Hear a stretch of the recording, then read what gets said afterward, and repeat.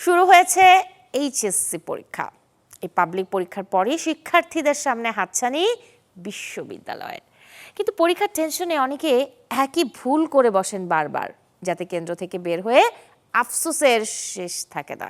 এজন্য কিন্তু শিক্ষার্থীদের নিজেদেরই হতে হবে সতর্ক। এই যেমন তাড়াহুড়োতে দেরি করে কেন্দ্রে পৌঁছানো, এতে তৈরি হয় মানসিক চাপ। প্রবেশপত্র, রেজিস্ট্রেশন কার্ড নিতে ভুল হয়ে যায় মাঝে মধ্যেই। তাই দুশ্চিন্তা এড়াতে আগে থেকেই সব গুছিয়ে রাখা ভালো।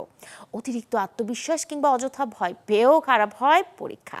সময়ের সঠিক প্ল্যান না থাকলে উত্তর ছেড়ে আসার ঘটনাও কিন্তু কম হয় না।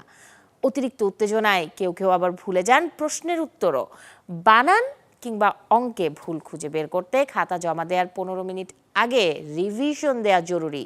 তাই পরীক্ষার আগের রাতে অযথা টেনশন না করে ঠান্ডা মাথায় সব গুছিয়ে নিলেই নিশ্চিন্তে থাকা যাবে।